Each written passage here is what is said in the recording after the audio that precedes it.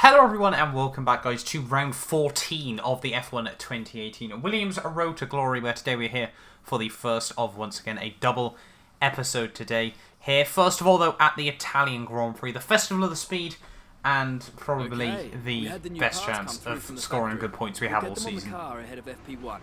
So good news as well coming into this weekend from Carl. We will have the new parts on the car as well, which is obviously really ideal after obviously a pretty crazy Belgian Grand Prix obviously going live yesterday. If you did miss out on that one, I would highly recommend going back and checking out. You know, that one was probably one of the best races I've had all season long in terms of pure action, right where it really sort of mattered over the course of that race. But yeah, moving on into this weekend though, as you can see, obviously Sebastian Vettel still dominating his way in the championship, still has maintained a 100% podium record this season. But in terms of upgrades, we've got the rear downforce and the weight reduction going on the car moving into this weekend. Obviously super ideal on the whole. Weather forecast, it was just going to be a completely dry weekend on the whole, you know, nothing really too much. There was the potential of rain right towards the very end of the race, but unfortunately that just never really seemed to come. But yeah, we'll move on then into free practice then, like we always do.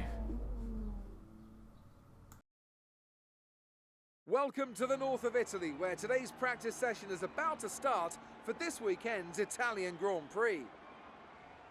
One of the most famous corners here at Monza is the Variante del Rettifiglio, the first corner chicane. It's been the scene of so many first lap incidents over the years, and I think the teams will be holding their breath, hoping that they make it through that corner cleanly at the start today. This is such a tricky corner to find the right braking point for.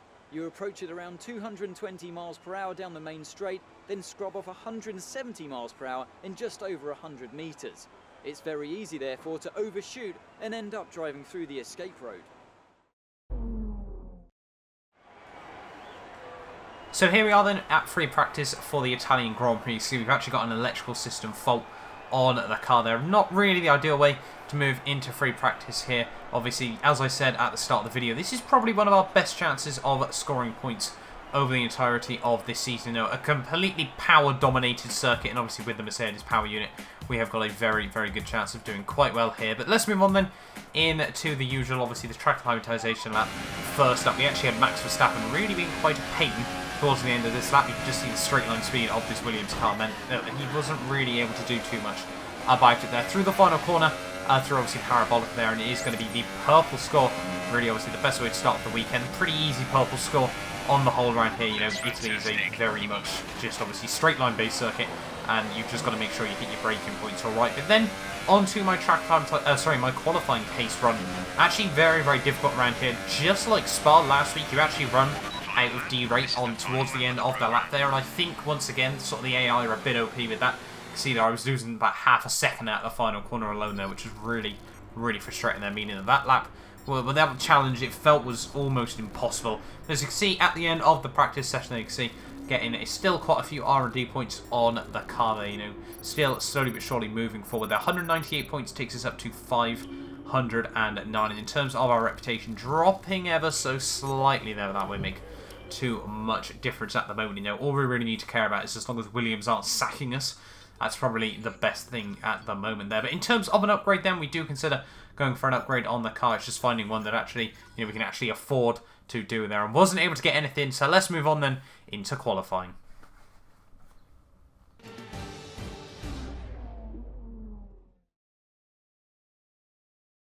Qualifying is about to start here at the Autodromo di Monza for the Italian Grand Prix. The teams are about to head out onto the track any minute now.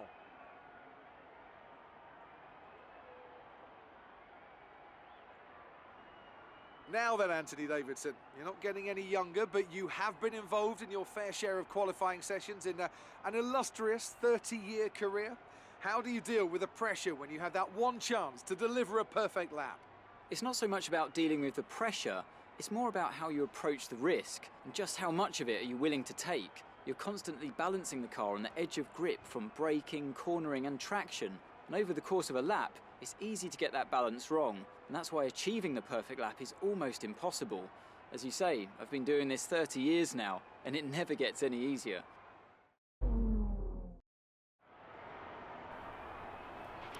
Okay, we know it's going to be a struggle to get out of this session, but give it your best shot. So the team, though, still sceptical about whether we're going to be able to make it out into Q2 here at the Italian Grand Prix. Now, my personal opinion, we've got a really, really good shot of getting through into Q2. So we'll have to wait and see as to what does happen with that. Coming towards the end then of my first run in qualifying here in Q1, then out of the final corner and down towards the line. It's been a fairly decent lap on the whole here as we come out of Parabolica down towards the line using the overtake mode as much as possible there. And it's going to be a 1 minute 20.6 between Ocon and Pierre Gasly there, so very, very happy with that run. And it would be the only run we do in Q1 because I thought, you know, that time would probably keep us safe by the end of qualifying 1 there. But it would actually not... but yeah, it would actually be very, very close there. Our most successful qualifying so far this season for Williams, the first time, if I'm not mistaken, we've got both cars into Q2 there. So very, very happy with that job overall by the team. You know, Lance up in P13, myself down in P15, but we only went for 1 run there, which will mean that we do have a second set of tyres ready for Q2. You know, if we have a bit of a poor first run, then we will obviously have the second run to try and recover that. As you can see, they're moving on into Q2, sorry, here at the Italian Grand Prix. Once again, just hoping, you know, for quite a clean, good little lap. We actually did ruin our first lap, actually down all the way in P15, so the second run, hoping for a bit of a better one as we come breaking down in towards someone there. About 130 metres, obviously, with the RS. You do carry a little bit more speed on the way in there. You can see tacking the curbs nicely through turn 1 means we found 4 tenths alone in the first sector there. But by the end of the lap, you can see we're near enough 9 tenths up on our run, well, our original run in Q2. They're braking just before the 50-metre board, as you can see, down in towards Parabolica. One final time, a P15 on the grid at the moment, but where are we going to be by the end of Q2? It's going to be P5 there. Really, really happy with that result. Getting us up into Q3, I think, for the first time since the Monaco Grand Prix there, so really, really happy with that result in the end. As you can see, a 1 minute 19.8, 6 tenths off the sort of the top runners there, and obviously it was a little bit helped out by the fact Verstappen and Ricciardo actually went out on a slightly harder compounded tyres there. So yeah, to only be a second off the Mercedes, I was really, really quite happy with that there. Lance Stroll, unfortunately, didn't make it through into Q3 all the way down in P13 there, but only half a second off me, which really just goes to show how tight it is going to be in the Grand Prix there. He joins Romain Grosjean, Kevin Magnussen, Carlos Sainz, and I think Charles Leclerc actually did drop out there as well. But into Q3 then, obviously wasn't really expecting too much more from the car. You know, everyone else will really sort of push all the way up to 11 there. Unfortunately, made a couple of mistakes on our run there as well, which left us on a 1 minute 20.7. It would be last in Q3 there, so P10 on the grid. Ready for the Italian Grand Prix. They're very, very happy with that. But let's move on then into the race.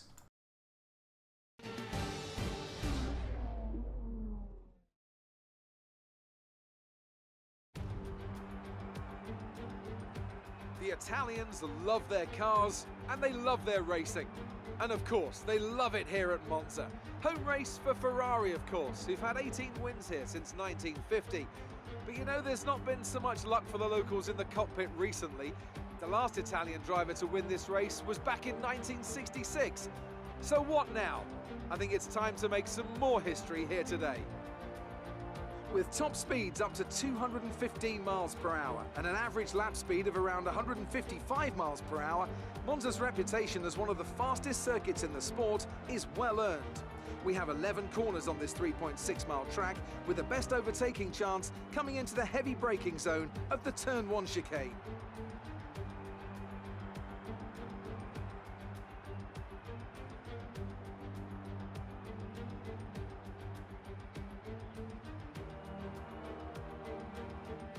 We're almost ready to go then, and this is what the starting grid looks like for today's race. Lewis Hamilton lines up on pole position, and Valtteri Bottas will line up alongside. Looking down the rest of the grid, we have Vettel, Raikkonen, Daniel Ricciardo, and Verstappen, Perez, Hülkenberg, Ocon, and the Professor, Grosjean, Magnussen, Lance Stroll, and Sainz, Leclerc, Gasly, Marcus Ericsson, and Brendan Hartley. Van Dorn and Fernando Alonso starts from the back of the grid. And with lights out just moments away, it's time to go down to the track. You can run side by side into the Rettifilio, but don't brake too late on these cold tyres or you will hit someone. So in terms of this Italian Grand Prix, it should be a fairly textbook one-stop on the whole. You know, I know the game's saying it should be a two-stop Grand Prix, but I will tell you now, the AI are all pretty much going to go for a one-stop race as well. So it's certainly going to be interesting to see how we do fare here today in Italy. You know, going to be an interesting race on the whole. You know, it's certainly one that you got to just find yourself in the right place at the right time. Abuse the slipstream as much as possible. You know, we'll find ourselves using, well, separating up the engine mix and the ERS deployment as much as possible to try and give ourselves any sort of advantage that we possibly can. But here we are then on the grid, ready for the Italian Grand Prix. It is 5 lights, and it's the lights out, and away we go then. Not a very long hold by Charlie Whiting. It's not going to be the best start for ourselves before we get swamped by the Haas there of Roman Grosjean, as well as Kevin Magnussen and potentially my teammate Lance Stroll. He's had a very good start. Magnussen, the dive of the century in towards Tom, and then we're just going to try and follow him through the very slow couple of corners there of, I think it's the Rettifilia chicane there. We actually get an illegal overtake on Nico Hulkenberg there, so we're going to try and let him back through. Unfortunately, he runs into the back of me there as we try to drift out wide to give him back the place there. But Hulkenberg is going to be able to get back past us there, squeeze me out down in towards the second chicane. They're going to take a very odd line in there, almost like he was going to try and take evasive action from the cars ahead, and we do hold on to P10 there off the start. Braking now down at the end of lap 1 though. Well, it was absolute mayhem just up the road here. You can see the AI going 2-3 wide down through the final corner there of Parabolica as we come out onto lap 2 though, using the overtake mode, the rich overtake fuel mode. I can get the right words out there, as we've got the Red Bulls, the Haas cars, and I think Sergio Perez also in there.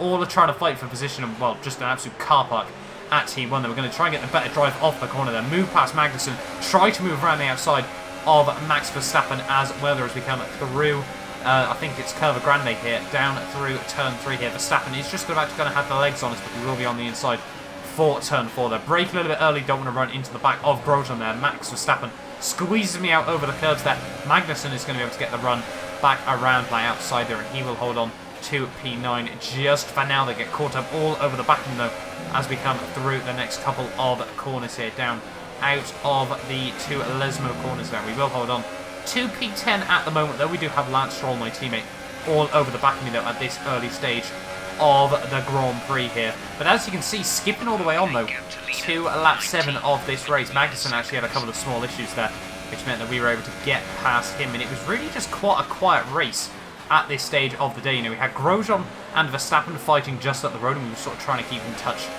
with those guys there. But yeah, unfortunately, you know, we sort of just found ourselves, like we tend to in this season, just in a bit of a pace bracket between a few of the cars around us there. So it's looking like it could potentially be quite a lonely race on the whole here, but we still got Grosjean and Verstappen going side by side just up the road there. Verstappen does not get a good run out of the second chicane. We're going to try to look up the inside now. We think better of it, but Verstappen does run a little bit wide there. Very aggressive move in the end, as I wasn't actually intending to go for the move there, but Verstappen bailed out of it very early on, which now mean we move up into P8 of this Italian Grand Prix here, so quite happy with that at this stage of the day. They were skipping on one lap later even.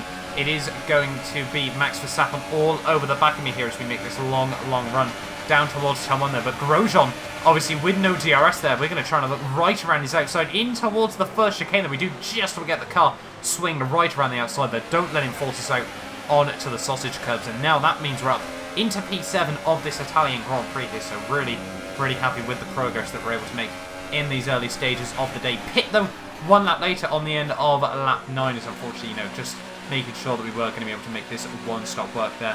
Obviously, Magnussen and Grosjean did start outside the top 10, so they were going to be able to capitalise a couple of laps longer on their first stint in this Grand Prix here. You can see getting a fairly normal pit stop there. Hulkenberg coming in just behind me. You can see Perez goes on to a set of the medium compound as well, so it should be fairly easy to try and take these tyres right the way through to the end of this Grand Prix here. 17 laps to go of this Italian Grand Prix, and honestly after that it did just get very quiet. You can see, look it up actually, in towards turn 1. They do not take the best line through there. That's certainly not a textbook run through the first chicane. But yeah, as I said, the race just really got very quiet after that for myself. You can see 1 lap later actually we've got the Haas cars of, I think it's Grosjean, hitting in, as well as Perez again there. Not really too sure why he's had to make 2 pit stops there. They'll move back up into P8 there. Magnussen has actually been able to make the undercut work on me there as well, so you know, really a little bit gutted with that, but not too surprised as the Haas car is much, much quicker than this Williams. We have Sainz on the back of us, but unfortunately he would actually pit very, very soon as well. And as we move on to lap 20, yeah, as I said, just a very, very lonely race. We've got Magnussen about 5 seconds up the road. Pierre Gasly slowly but surely closing in just behind me as well there. And really the only chance Gasly would be able to get close to me, you know, we were sort of just slowing down throughout the entirety of this second stint. The only real sort of shot Gasly would get on me would actually be coming into this final lap of the Grand Prix. Unfortunately, by this stage, our DRS had actually failed there, which was really, really frustrating there. But Gasly was going to be all over the back of me as we move into this final lap of the Grand Prix. Coming up towards the second chicane, he's going to try and use the ERS mode as well. He's not going to try and go for a move just yet, breaking down into the chicane. Lewis Hamilton will come through to win the Grand Prix there. I think it's only his second or third win of the season. As I said, it's pretty much just been the Vettel show so far this season. But through the first Lesmo, they're running a little bit wide. Pierre Gasly is going to try and have a send up the inside through the second of the Lesmos there. Not exactly a particularly clean move by either of us there, but we do hold on to the position for now. He's going to now try and have a look around the outside as we come now down in towards Ascari here. Is he going to be able to hold it around the outside? We are certainly not going to lose this place right at the very end of the Grand Prix. Squeeze the Toro Rosso out very, very wide there. Not the best defensive move from myself, I will openly admit, but I think harsh, not necessarily fair on the whole, but we're, you know, just happy to try and take home this P7 in this Grand Prix there. He's actually going to be under a lot of pressure. I think that's from Romain Grosjean. Max Verstappen even just behind him right at the very end of that Grand Prix. But out of the final corner though, a very, very quiet race on the whole. I can really apologise for that, but it will be P7 and 6 points in the bag. Alright, race over. Take care of the car on the way in.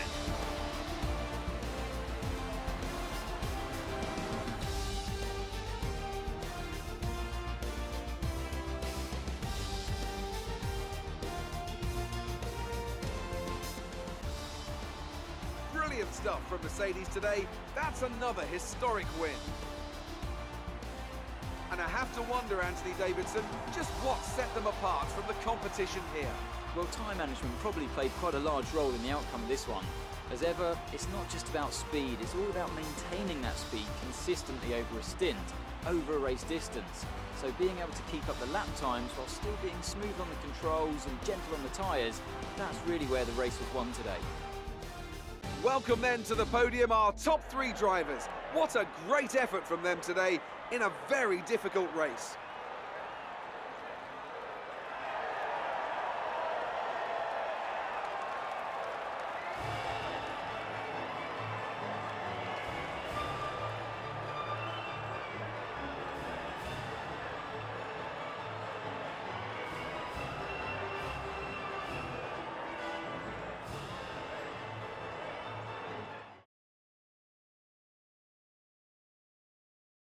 So then, it's time to see how this result affects the Drivers' Championship. Well, the lead at the top has come down after a poor result for our points leader. And now I'd like to ask you, Anthony Davidson, who was your driver of the day?